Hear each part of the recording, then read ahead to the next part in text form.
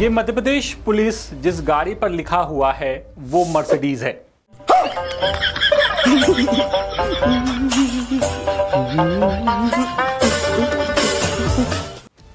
हाँ, ध्यान से देखिए, ये मर्सिडीज है। थोड़ा और ध्यान से देखेंगे तो आपको डायल 112 की गाड़ी BMW, ऑडी या फिर जैगुआर भी नजर आ सकती है।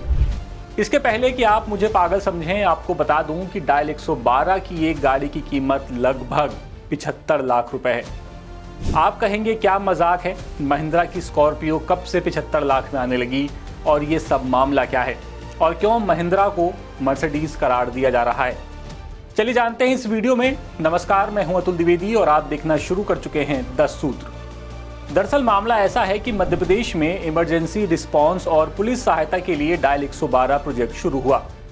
पहले डायल 100 चलती थी, लेकिन एक साल होने से पहले ही डायल 112 के कॉल सेंटर पर कॉल रिसीव होने से लेकर के उसके समाधान के लिए जिम्मेदार CAD यानी कि कंप्यूटर एडेड डिस्पैच सॉफ्टवेयर का मुद्दा हाईकोर्ट पहुंच गया है और प्रोजेक्ट की लागत देखकर ही हाईकोर्ट को टिप्पणी करनी पड़ गई कि क्या डायल 112 में मर्सिडीज चल रही है। पहले तो आप जरा ये सॉफ्टवेयर वाला मामला समझिए। दरअसल पुलिस विभाग ने जिस कंपनी को टेंडर दिया था उसका नया सॉफ्टवेयर ठीक से काम नहीं कर रहा। इसके चलते विभाग ने पुराना टेंडर कैंसिल किए बिना एक नया टेंडर जारी कर दिया। यही विवाद की जड़ बना। डायल 112 प्रोजेक्ट का टेंडर 972 करोड़ रुपए में EMRI यानी कि emergency management and research institute green solutions को मिला। इस टेंडर में डायल 112 की गाड़ियों से लेकर के उसमें लगे उपकरण और कॉल सेंटर के सेटअप के साथ साथ कर्मचारी भी कंपनी को उपलब्ध करवाने थे।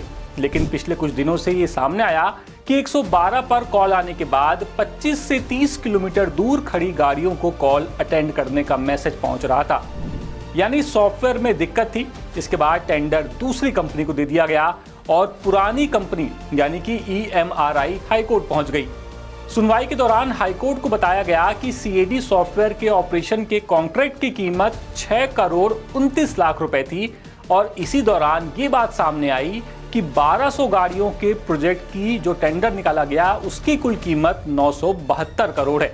यानी जब आप 972 करोड़ को 1200 से भाग देंगे तो एक डायल 112 जो पूरे सेटअप के साथ चल रही है उसकी लागत 77 लाख के आसपास आएगी।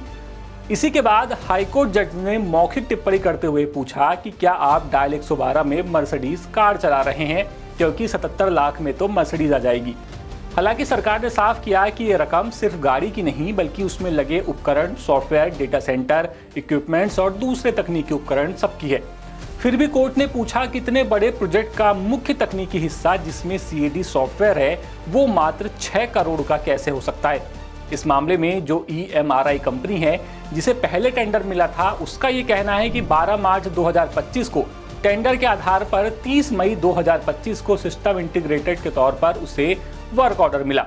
कंपनी का दावा है कि 4 सितंबर 2025 को उसने 1200 गाड़ियों के साथ सेवाएं शुरू की। कॉल हैंडलिंग 6281 से बढ़कर 9408 प्रतिदिन हो गई। लेकिन 31 दिसंबर 2025 को विभाग ने एक नया टेंडर निकाला और CAD सिस्टम को टेंडर से अलग कर दिया। अब कंपनी कॉन्ट्रैक्ट के नियमों के उल्लंघन का आरोप लगा रही है और उसका आरोप है कि पसंदीदा कंपनी को फायदा पहुंचाने के लिए शर्तों में ढील दी गई। लेकिन पुलिस विभाग मामले में सॉफ्टवेयर की गलती बता रहा है। विभाग का आरोप है कि CAD सॉफ्टवेयर में गड़बड़ है। कॉल आने पर आसपास की 112 को कॉल जाने के बजाय 30 किलोमीटर दूर मैसेज जा रहा है, जबकि कंपनी ये कह रही है कि पुलिसकर्मी जानबूझकर कॉल बंद नहीं करते। इस वजह से उनकी जो FRV है यानी कि फर्स्ट रिस्पॉन्स व्हीकल यानी कि 112 है वो व्यस्त आती है और मैसेज दूर जाता है। कंपनी तो ये भी आरोप लगा रही है कि पुलिस विभाग ने उससे वो काम भी करवा लिए जो टेंडर का हिस्सा ही नहीं थे, जैसे कि extra fitting, retrofitting, conference hall, canteen और 97 करोड़ में से सिर्फ 54 करोड़ का भुगतान उसे किया गया। 42 करोड़ का पेमेंट अभी भी बाकी है। मामले में हाईकोर्ट ने मौखिक टिप्पणी करते हुए कहा कि वो इस 972 करोड़ के प्रोजेक्ट की डिटेल जानना चाहते हैं। हालांकि ये याचिका का विषय नहीं था, इसीलिए फिलहाल सॉफ्टवेयर के नए टेंडर पर रोक लगाई गई है। सरकार को 1 हफ्ते में जवाब देना है और CAD की day to day performance report देनी है। मामले की सुनवाई 19 फरवरी को होनी है और तब तक पुराने सॉफ्टवेयर से ही काम चलाना पड़ेगा। इस मामले में आपको बता दें कि डायल 112 की कीमत पर पहले भी सवाल खड़े हुए थे। तब मध्य प्रदेश जनसंपर्क ने एक पोस्ट जारी कर सभी आरोपों को गलत बताया था। जनसंपर्क ने दावा किया था कि कुल टेंडर 972 करोड़ का है और ये रकम 1 साल की नहीं बल्कि पूरे 5 साल की है। इसमें गाड़ियों का संचालन, रखरखाव, कर्मचारियों की सैलरी, सॉफ्टवेयर, सर्वर, ये सारे खर्चे शामिल हैं और गाड़ियां खरीदी नहीं गई हैं बल्कि किराए पर ली गई हैं। तो कुल मिलाकर के एक तरफ टेंडर की रकम है और दूसरी तरफ जनसंपर्क का दावा। अब आप बताइए कौन सही है और कितना सही है।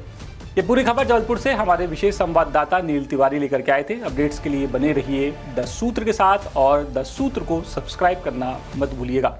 नमस्कार। लेटेस्ट, इन्वेस्टिगेटिव और इन डेप्थ खबरें देखने के लिए ज्वाइन कीजिए 10 सूत्र का व्हाट्सएप चैनल, सब्सक्राइब कीजिए यूट्यूब चैनल, लाइक कीजिए फेसबुक पेज और पढ़ते रहिए www.daसूत्र.com।